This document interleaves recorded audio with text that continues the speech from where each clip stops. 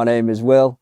I'm the Senior Media and SEO Manager at Virgin Money. We're here to talk about demand-led growth, which is us looking to move away from fixed budgeting and to be more flexible with our budgets to look at how we can capture demand within our paid media planning, in particular around paid search. My name is Marcus. I work for mFuse. I'm Digital Activation Director sitting across the digital platforms for Virgin Money.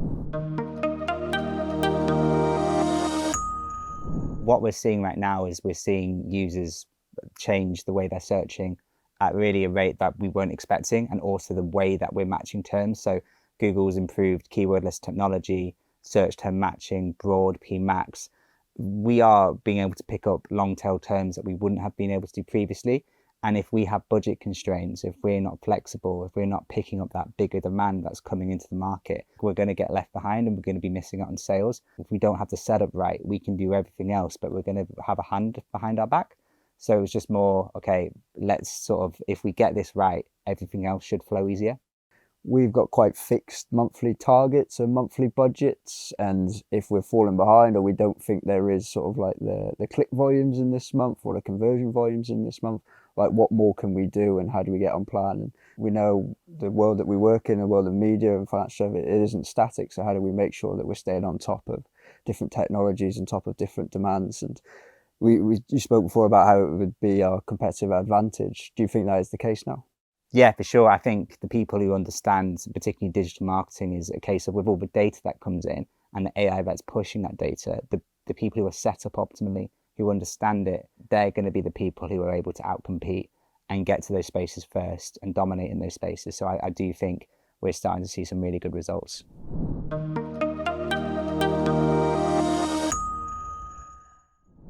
Fortunately, we have a really strong relationship as an agency and between ourselves, where I was able to sort of bring you on that journey, and we very much started with the problem we developed from that. And I think that was a case of when we started coming up with a plan, we were able to implement the starts of it relatively quickly. So I think it was a case of, okay, right now we've got budget constraints, this is the way we work, but we're not getting the best out of AI.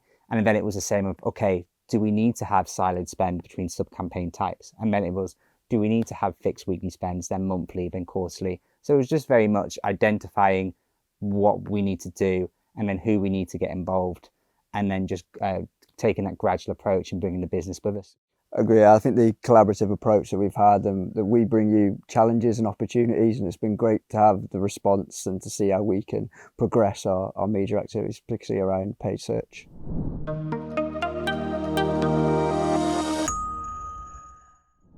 I work in our media team, and we're part of our marketing team, which is part of our wider business. And we're a big business within financial services. So there's lots of different stakeholders and different parts of the business that we need to make sure are aligned with our marketing approach. If we're bringing people through the front door, we need to make sure that the house is in order. So we need to make sure that we're aligned with our digital teams to make sure that if we're making changes and we're bringing more people into the website, that we're able to get them through the customer journey as seamlessly as possible, but also with our operations teams to make sure we're able to handle the capacity that comes through, and also with our compliance and risk teams to make sure that we are compliant within the regulated manner of financial services.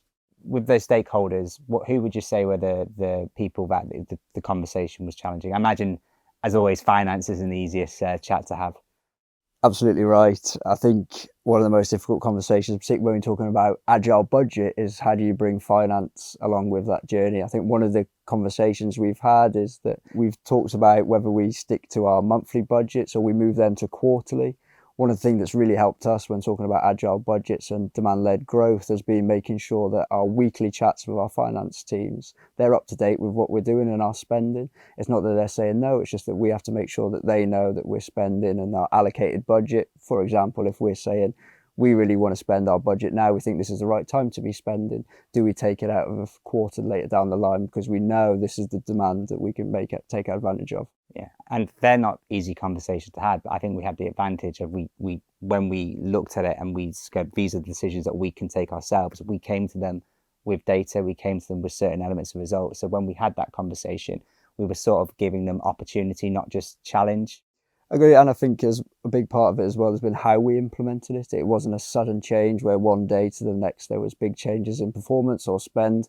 We looked at it gradually and said, well, how do we build on this? How do we progress this over time rather than giving a sudden shock where we have to make changes to how we're going to sort of like plan further months in advance.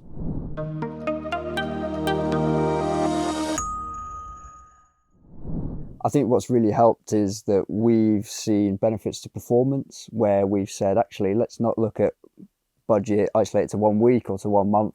Let's have a look at it over the quarter. And I think that's given us that flexibility that we've needed. It isn't saying that we're going to go with unlimited budgets. It's saying we've still got controls in place, but we're able to see the performance benefits from that and able to explain that quite clearly to our colleagues in finance. Yeah, because I think that's the thing where those sort of people get scared is they think, okay, just unload the check, but we've got controls, we've got targets, and particularly recently with when we've sort of set up our account optimally, we found that the actual target and the target that we set, they're very aligned. So this idea that we do still have, we can still have control of the ROAS target that we want. So it's very much like that was a part of it, dispelling the myth. Okay, we're not here just going to unload money. It's going to still be in a phased way, and we can still control it by targets instead of, and when the demand is there, we can ramp up targets or if we need to as well.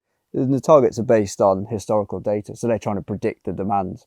And the evidence we've got has been the success of the performance. As we said, we're target focused. We need to show that we're driving sales and we're able to drive growth, and we've been able to do that. And that's a great example to give us then the ability to say, well, should we be doing this across different products, or how do we then progress this further? Yeah, and what's really been interesting is the sort of diversification of what we're bringing in. So previously we might have relied on particular search terms or keywords, but now we've got a real broad focus, bringing long tail terms and PMAX. Our placement variety has increased.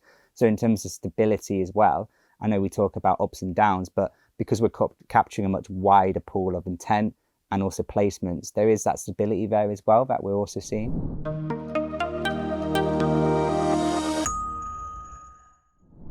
Yeah, we've been some really successful months, particularly in our business banking products. It's been the perfect time for us to test demand-led growth as a product, and I think we've seen that particularly in June, we were struggling with performance, whereas actually we saw a big spike in July due to some changes from one of our competitors, and that meant there was a big demand spike in the market, and we've been able to take advantage of that through the demand-led growth that we've been able to implement, especially across paid search.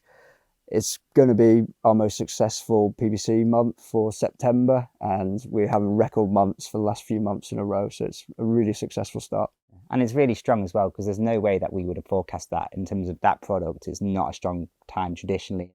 Absolutely. We're taking budget essentially now what was January, February time where we would have expected that demand to peak, whereas we're seeing it right now. So we're moving that budget into these months, and as you said, we shouldn't be seeing this in this spike, but due to changing with competitors, we're seeing that level of demand increase now. And August and September are typically the lowest months, but we've seen 20% month-on-month growth in the last couple of months, which is brilliant.